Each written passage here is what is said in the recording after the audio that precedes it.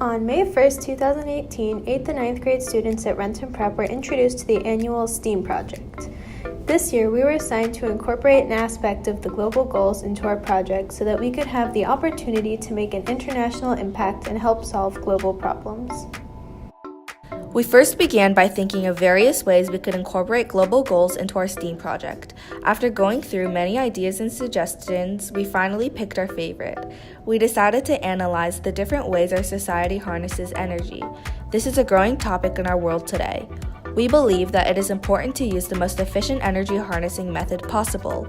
The global goals that we focused on are number 7, affordable and clean energy, and number 12, responsible consumption and production.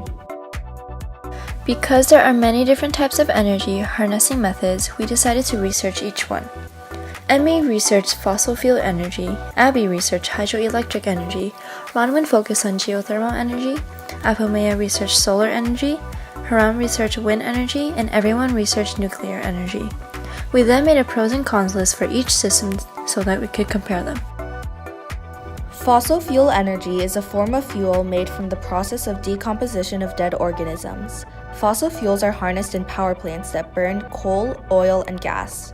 Although this form of energy is very efficient, it takes thousands, sometimes millions of years to decompose, which means that the more we use this natural type of energy, the less we have left.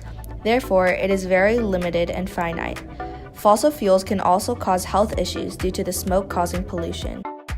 Geothermal energy is harnessed through the natural heat of the earth. This is done by putting a heat pump either deep in the ground or at the mouth of a geyser.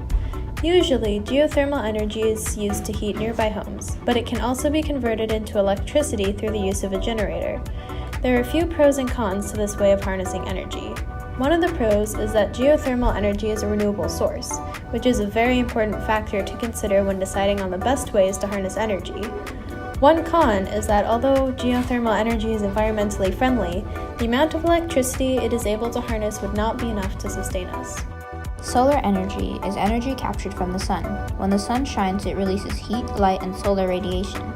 Some solar radiation is reflected back into space, while some makes its way down through the atmosphere to Earth. Solar energy is a renewable source of energy, but may be hard to receive in places where the sun does not shine often. The amount of solar energy that could potentially be used by humans is not the same as the amount of solar energy present, because it is affected by geography and other various factors. Solar energy is harnessed through solar panels.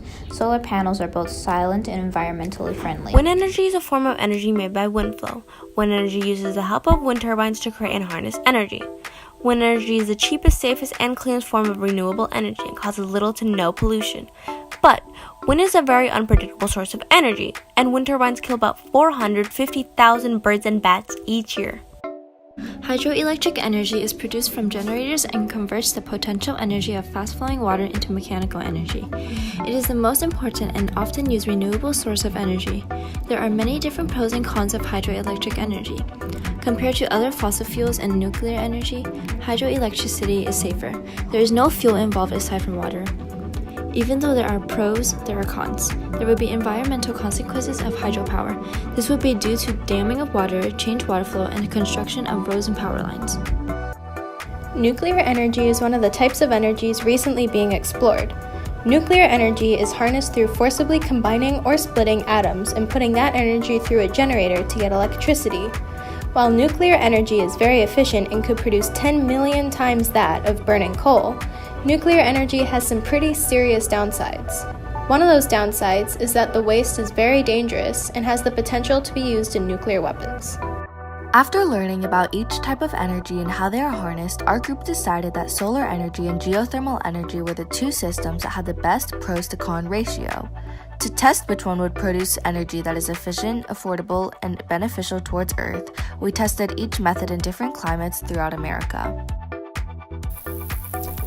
Since our initial goal was to find a method of harnessing energy in the most efficient, affordable, and beneficial way towards the Earth, we made a criteria list. We made 5 requirements that we wanted each energy to fulfill if we were going to consider it to be the most efficient energy harnessing method. The requirements we had were: Energy harnessing method must be sustainable. Energy is renewable. Energy is beneficial for the environment. It is cost-effective and efficient. Before comparing the energy harnessing methods, we made a hypothesis.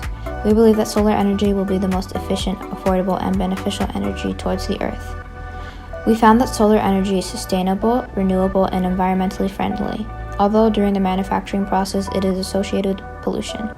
It can be costly, especially for buying the solar panels, but there is a financial support available through the government. Through some more research, we also found that the efficiency is 22%. We found that geothermal energy is sustainable and renewable, but is not very environmentally friendly. It is a little bit costly, but the cost is upfront. After you buy it, the cost is not that much. The efficiency is 12%.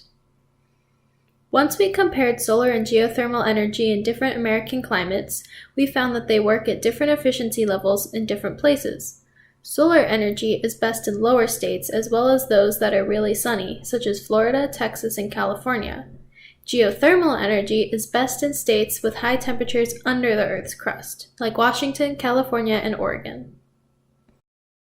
Though solar energy and geothermal energy are dependent on your environment, we decided that from our research and experimentations, solar energy would be better for a wider range of people.